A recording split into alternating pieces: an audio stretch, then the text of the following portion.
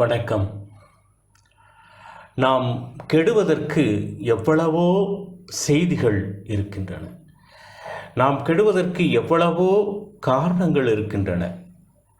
அந்த காரணங்களால் நாம் கெட்டுவிடக்கூடாது என்பதுதான் பழைய மூதாட்டிய ஔவையார் அவர்கள் நமக்கு பல உரைகள் எடுத்திருக்கின்றனர்.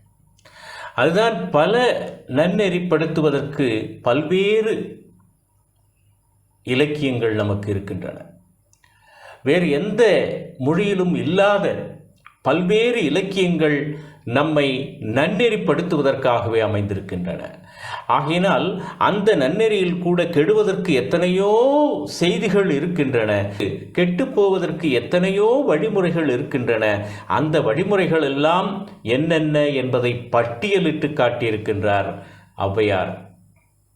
எவ்வளவு அழகாக 60 வரிகளிலே மிகச் சுருக்கமாக, ஒவ்வொரு வரியும் மிக சுருக்கமாக சொல்லியிருக்கின்றார். எப்படியெல்லாம் கெட்டு போகிறார்கள், அதிலிருந்து நாம் எவ்வாறு காப்பாற்றிக் கொள்ள வேண்டும் என்பதுதான் இந்த செய்தியினுடைய சாராம்சம். ஔவை மூதாட்டி சொல்லியிருக்கின்றார், பார்க்காத பயிரும் கெடும், பாசத்தினால் பிள்ளை கெடும், கேளாத கடனும் கெடும், கேட்கும்போது உறவும் கெடும், தேடாத செல்வம் கெடும், திகட்டினால் விருந்து கெடும், ஓதாத கல்வி கெடும், ஒழுக்கமில்லாத வாழ்வு கெடும், சேராத உறவும் கெடும், சிற்றின்பம் பெயரும் கெடும், நாடாத நட்பும் கெடும், நயமில்லாத சொல்லும் கெடும், கண்டிக்காத பிள்ளை கெடும், கடன்பட்டால் வாழ்வு கெடும், பிரிவால் இன்பம் கெடும், பணத்தால் அமைதி கெடும், சினமிருந்தால் அறமும் கெடும், சிந்திக்காத செயலும் கெடும், சோம்பினால் வளர்ச்சி கெடும், சுயமில்லாத வேலை கெடும், மோகித்தால் முறைமை கெடும், முறையற்ற உறவும்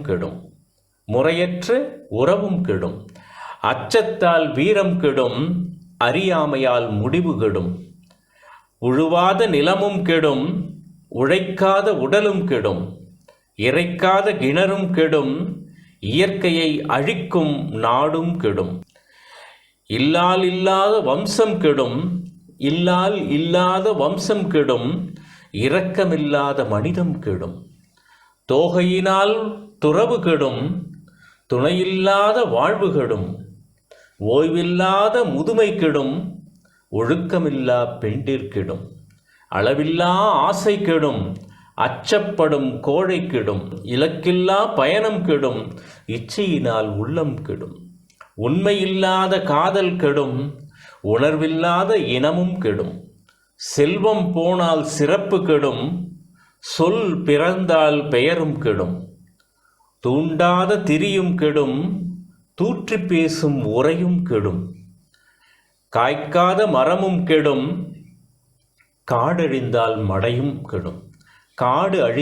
மழையும் கெடும், குறி பிறழ்ந்தால் வேட்டை கெடும், குற்றம் பார்த்தால் சுற்றம் கெடும், வசிக்காத வீடும் கெடும், வறுமை வந்தால் எல்லாம் கெடும், குளிக்காத மேனி கெடும், குளிர்ந்து போனால் உணவு கெடும், பொய்யான அழகும் கெடும், பொய் உரைத்தால் புகழும் கெடும், துடிப்பில்லா இளமை கெடும், துவண்டிட்டால் வெற்றி கெடும், தூங்காத இரவு கெடும், தூங்கினால் பகலும் கெடும், கவனமில்லா செயலும் கெடும், கருத்தில்லா எழுத்தும் கெடும்.